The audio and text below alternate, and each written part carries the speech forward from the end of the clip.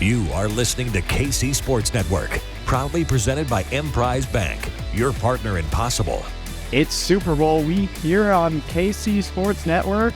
I'm Matt Hamilton. That's Matt Cassel. I'm here in Arizona already. Matt, I know you're making your trip out shortly.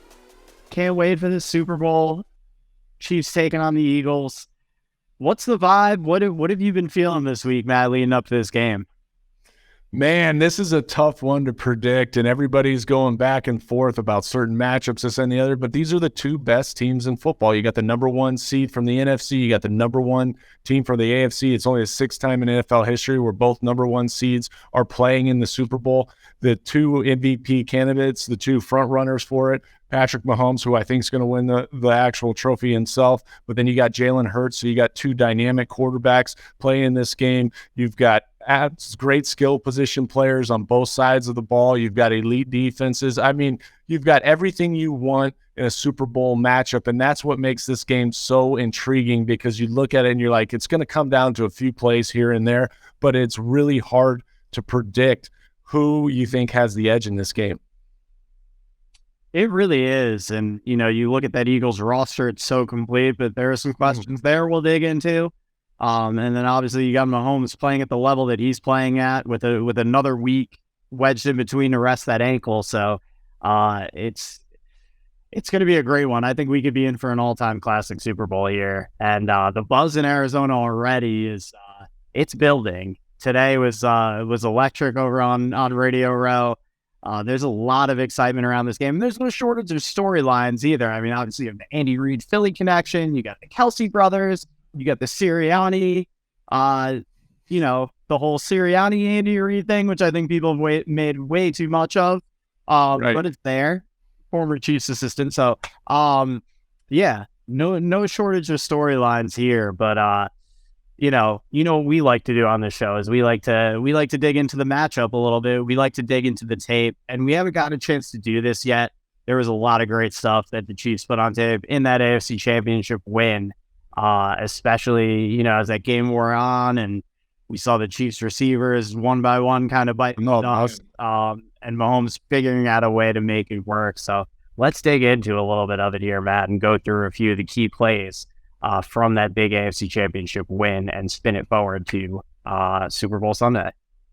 Yeah, this is fourth down right here. What's interesting about this from a personnel standpoint is they don't have any running backs on the field. It's what we call 03 personnel. So they've got 3 tight ends on the field. They've got 2 wide receivers. And you can tell the Cincinnati Bengals are going to try to heat them up. They're covered every one of those offensive linemen. They're also going to bring the Sam linebacker here, or the Will linebacker at the bottom of the screen. So they're bringing 6 guys. They've got 4 guys in coverage here, but this is a play that you've seen Kansas City run a bunch, right? They're going to run this sprint out play, try to capture the edge. You've got the short route up top by Juju Smith-Schuster, who is a guy that's primary on this. But as you see this play, and as he extends this play, as it runs, you're going to see Juju, you think maybe he's got an opportunity to throw him the ball for the first down, but Patrick Mahomes, he's got this comfort level and this chemistry with a guy named Travis Kelce that he's like, you know what? I'm not going to take the easy throw. I kind of like how this thing is going to start to play out. He's got the corner route,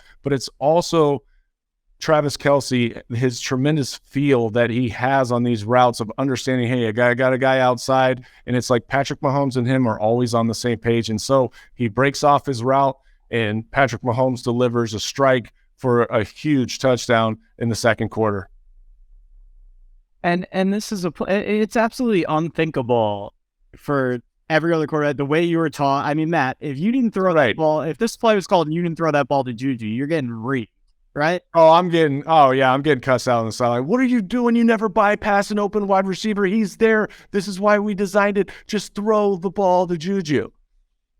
But it's Mahomes, and he does this time and time again, and this is a part of his game, and this is what makes him special. This is what makes him unique. And to extend this play the way he does in the ball placement, as you said, the trust, the chemistry to make this throw on 4th and 1. It's mind-boggling. It really is to attempt this on a 4th and 1. I know it's 4th and 1. You're trying to extend the drive, but again, it's crazy because most quarterbacks, like you said, are going to go out take that completion right now to Juju and move forward. But for whatever reason, I don't know if the defensive end kind of made him hesitate a little bit because he got into that vision, but then to go to Travis Kelce and understand through his body language and him turning back and looking at him to where he needs to put that ball. I mean, this is unbelievable ball placement, not trying to throw it up over the top on the corner just because they called corner, but also both those guys being on the same page and adjusting the route, breaking it off, and also Patrick Mahomes seeing him do that 20 yards down the field and delivering the ball where it needs to be to have that touchdown. It really is it's a phenomenal play. I mean, it was such a critical moment in this game. If the Bengals make that stop there, this is a totally different ball game. And this was just such a key moment and just another example of just how special this connection is. And I'm glad we get the chance to appreciate it as it's happening here, as it's unfolding before us, because this is as special a connection as I think we've ever seen in this league. And it just only continues to grow week by week. But let's keep it moving forward here. Let's go to our next play. Another big moment in this game. Matt, what did you see here? This is after all those injuries are happening at wide receiver, the Chiefs had to do a lot of shifting around of personnel, and Marquez Valdes-Scantling ends up becoming a feature down the stretch. What stood out to you on this one? Right. Again, because of their personnel issues at the wide receiver position, they're in 13 personnel in this instance. You got Jody Fortson up there at the top playing wide receiver. He's going to blow the top off the coverage and run that post route, which it's great to have tight ends that have the ability to go and run wide receiver routes. And so right here, they're going to go play action. You've got NBS coming in the backfield and really kind of just running a motion, but then he's going to come out and kind of run that swing and create that flare control. So they're trying to take a shot down the field. Travis Kelce's down here in a cut split. He's going to run up and run that deep curl. So off the play fake, you've got Patrick Mahomes coming, looking for Travis Kelce on that deep curl because I think he's already eliminated Jody up top. And then from there, you've got two guys coming out in his vision underneath with the running back and Noah Gray. So he can look at that and say he can always dump that off. But this is the beauty of it. I think he doesn't love it for whatever reason to go to Travis Kelce because I do think that there's a window right there. He goes off, but he works through his progression, gets back to NVS, who they left all alone out there as that check down, and he takes off and uses his speed and his athleticism to go make a big gain on this play. Yeah, and you're right. I think there was a window there for Kelce, but again, the patience for Mahomes, especially, dealing with that ankle, knowing he's not as mobile, to still be patient in that pocket. That was a critical thing in this game as it progressed as well.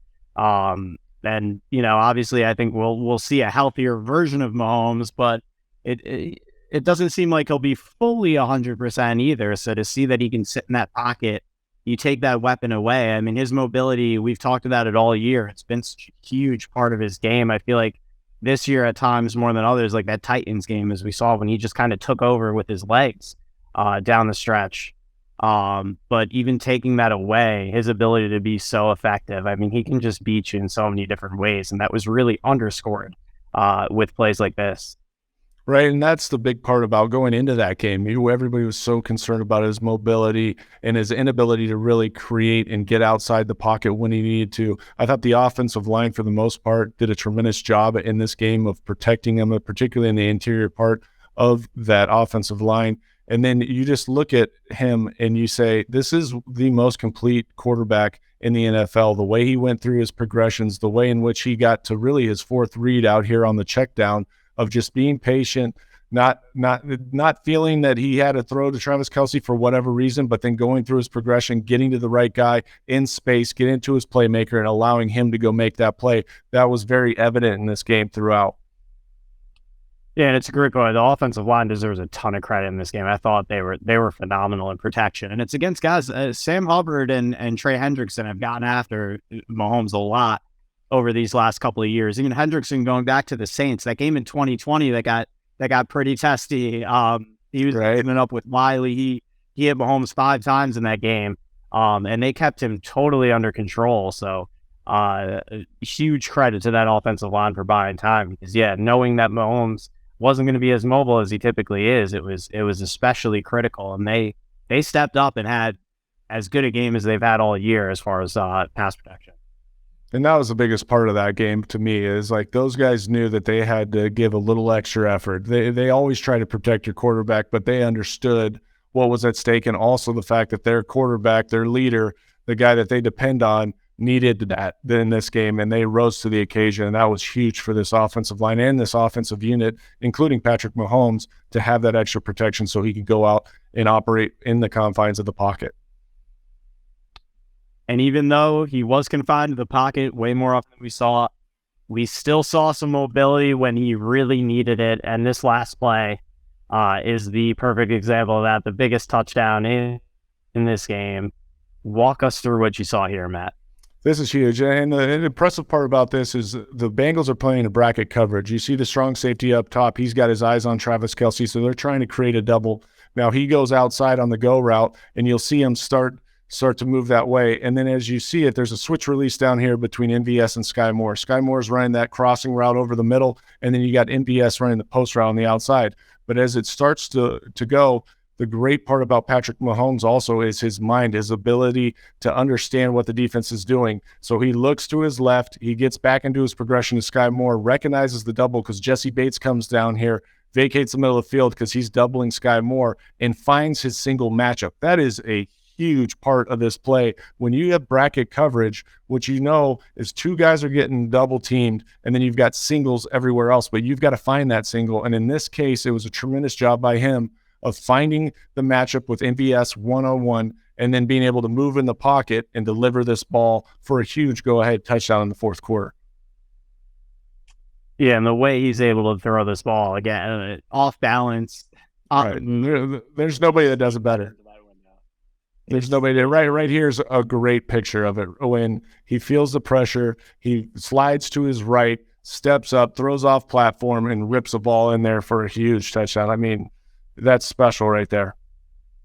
That's really, you look at this, how he's throwing this, like driving off his left foot. It's just so difficult. And the window is so tight. And the ability to sneak that ball in.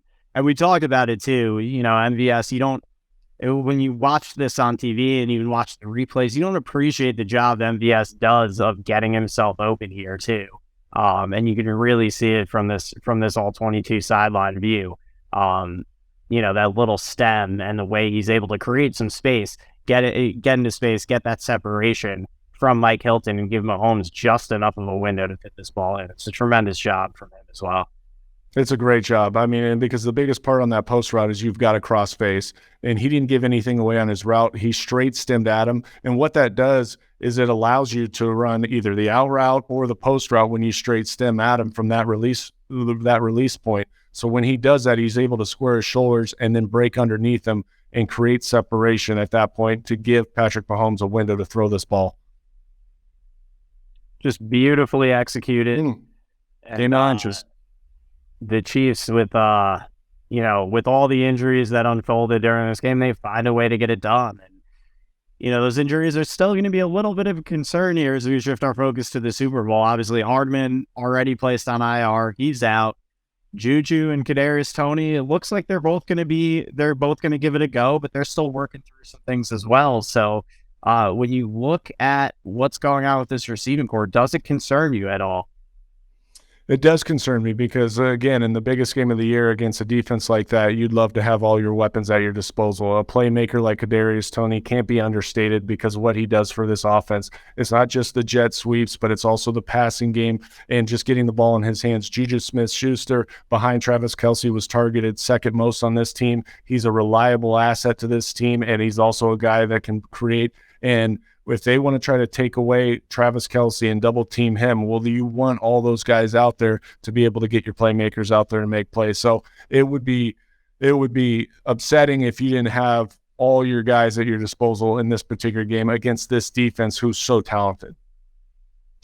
I should mention as well, Justin Watson missed that AFC Championship game. He will be back for certain. So we've seen him step up and make some big plays throughout this year as well. So that'll be significant. And then obviously, you still have the Kelce factor, but it can't all be on him. Some of these other guys are going to need to step up like we saw MVS do against the Bengals. They're going to need some of those type of efforts. And especially against this is an Eagles defense that's been pretty dominant all year. They have guys at every single level who are stars. Whether you look at that front with the way Hassan Reddick has played this season, he's been unblockable throughout this postseason. Darius Slay and the additions they made in that secondary as well with James Bradbury, CJ Gardner-Johnson. This is as good a secondary, I think, as Mahomes has seen all year. Yeah, and it works hand in hand because they work in unison with that front. The front can create tremendous pressure, and that allows that back end, who are ball hawking type corners, to be more aggressive, right? To jump routes, to go after and take more risk because they know that eventually those guys are going to get home. So it's such an interesting game because I think it starts up front. It's the trench warfare that's going to take place between the Kansas City Chiefs and this dominant defensive line that they have. Interior-wise, I'd say Joe Thuney, Creed Humphrey, Trey Smith, those guys have been outstanding all year. But the matchups on the outside with Orlando Brown and Andrew Wiley against Hassan Reddick and Josh Sweat, that's where you're going to have your eyes because that is an area of concern, particularly Andrew Wiley, how they help protect him against some of those guys. Because the one thing about the Eagles is they like to rush five. They like to create one-on-one matchups, and they also have versatility and depth. So it's going to continue to come throughout the course of a game. And then at the same time, making sure that you protect Patrick Mahomes, but then winning those routes on the outside against a very good secondary. Yeah, and we've seen how quickly they can wreck a game up front with what the Eagles are able to do. And you're right, the depth is just remarkable. They just have waves of guys that they're able to rotate at and throw at you. So it's going to be a challenge for sure. And on the other side of the ball, we've seen the Eagles kind of just cakewalk their way through this postseason. They were far superior from a talent perspective to what the Giants were able to put out there, and they ran away with that game early. And then once Brock Purdy went out early on against the Niners, that game was over. Yeah, that game was over. So we haven't seen Jalen Hurts. It hasn't really been talked about a ton because the Eagles have won both those games so easily, and they were just able to lean on that ground game and that phenomenal offensive line and just pound teams into submission. But Jalen Hurts has admitted it that his shoulder doesn't feel 100%, and it hasn't looked like it. In that Niners game, he was missing some throws that were pretty routine, and even some of the throws he completed, the ball placement wasn't perfect. It wasn't the way he was throwing the ball when he built up that MVP resume early in the season. Did you see it the same way? I did. I thought he had an off day. And really, since he's come back from injury, he hasn't looked completely like himself from the earlier version before the actual injury took place. And that'll be something to keep an eye on. But part of this Eagles offense is when you're going up against them, it starts with that RPO game and the way in which they run the football, and they do it by committee with Miles Sanders and Bart Scott and Kenneth Gainwell, who's really emerged as a guy that's a go-to guy too. And then you've got Jalen Hurts, and we know what he can do with the ball in his hands from a running standpoint. And so that's where it starts for the Kansas City Chiefs defense, this defensive line. Willie Gay, Nick Bolton's got to be heavily involved. And you saw it come up against the 49ers. You know, they have a great, with Greenlaw, and Greenlaw and Fred Warner. Those are two of the best linebacker combinations in the NFL. But you even saw them out of sorts a little bit with the RPO game because it makes them that much more hesitant. They can't quick flow over the top, and they have that eye discipline. But the threat of Jalen Hurts running held them off to where Miles Sanders had that huge, run and walk-in touchdown because they were just that far behind. And that's what this offense does to you. We know that they have weapons, but they had the third most rushing attempts in the league this year, whereas in terms of passing attempts, they ranked 23rd. So they rely more on the run than they do on the pass, and that's where it starts for the Kansas City Chiefs.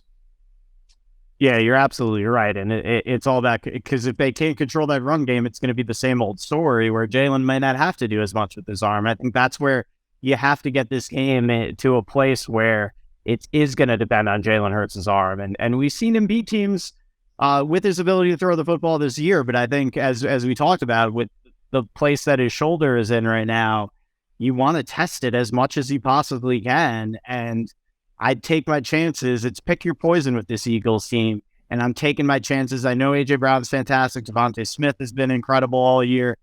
But you got to take your chances with this passing game, right? Because if you get into a situation where they're able to run the ball, it's going to be tough to win.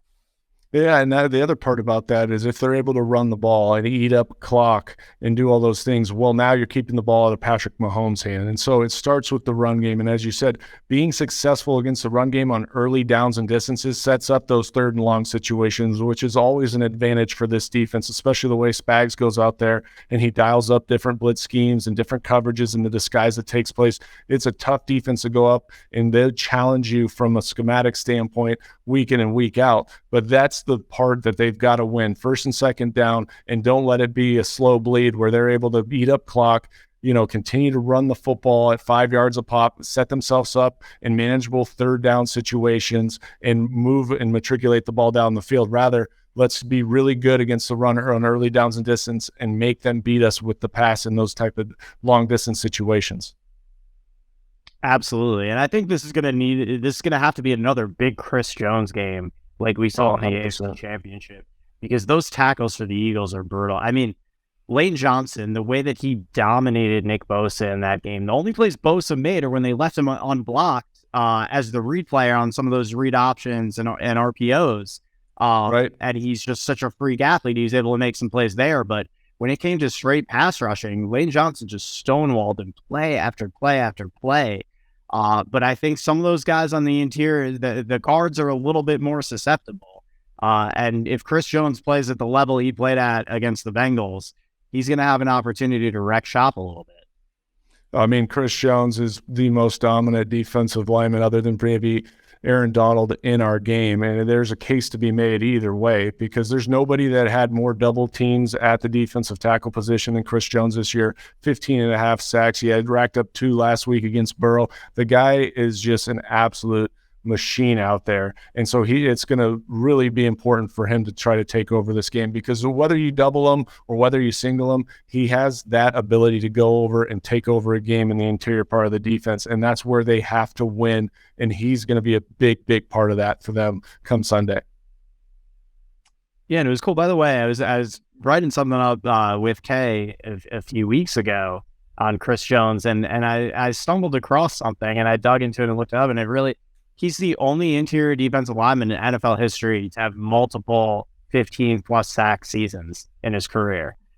Aaron Donald has not even done that. So, I love that you bring that up, because I feel like he has gotten kind of overlooked over the years because Donald is so spectacular. But he's building a Hall of Fame resume of his own, and I hope it doesn't get overshadowed just because he happens to be in the league at the same time as a generational talent like Aaron Donald. Oh, he is a generational talent. Now, he might not have all the commercials, and there might not be LA and all the stuff that goes and works toward promoting Aaron Donald. And Aaron Donald, I'm not taking anything away from him. He's an absolute beast as well. But Chris Jones is in that conversation. There's no doubt about it. The productivity that he's had, the consistency year in and year out, he is a dominant player. And every time you turn on that film as an opposing offense, you're saying the first guy they circle on that defense is Chris Jones. He's like, if we don't handle this guy, he will wreck the game. And that's what we call the game wreckers all the time. But Chris Jones is a game record. And it's not like he's a guy either that takes plays off. It's relentless throughout the course of the game. And he's absolutely going to be a Hall of Famer once it's done, if he can continue this and make sure that, injury and all those different stuff. But the way in which his career has gone up to this point, I mean, there's no doubt in my mind that he'll be there someday. And he's going to have a chance to put a big stamp on that on Sunday. If he can have a big day and wreck shop in that Eagles backfield, that'll be the perfect pin in that argument. But it's time, Matt. It's prediction time. All years led up to this. We've been building up to this point. It's been a fun ride with you. I've enjoyed doing the show with you so much this year. Yeah, this has been amazing. It really has been. It's been so good. I hope we can keep it rolling going forward. But as you look at this matchup, how do you see things playing out? What's your prediction and your score?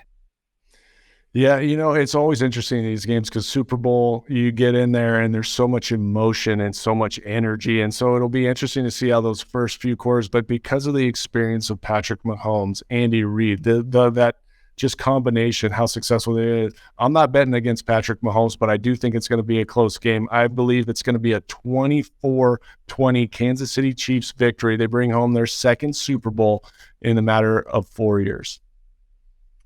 I'm with you. I see it being tight, but I have to lean on the Chiefs experience here and the way that Mahomes has been playing all year long. I think Chiefs 27-24. I love it. And up a W. I just hope it's going to be a great game here, because I have this feeling it's going to be one of those epic games that's going to go down as one of the best Super Bowls ever. It's got the makings of that, doesn't it? But at the same time, you never know. It's going to be great, though. It really does. I mean, you have so many stars on the field on both sides. And as you said, both of the teams that were the best team in each conference all year long.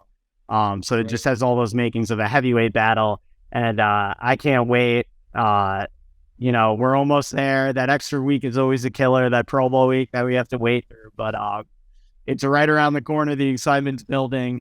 And we'll be right back here next week to break it all down, win or lose.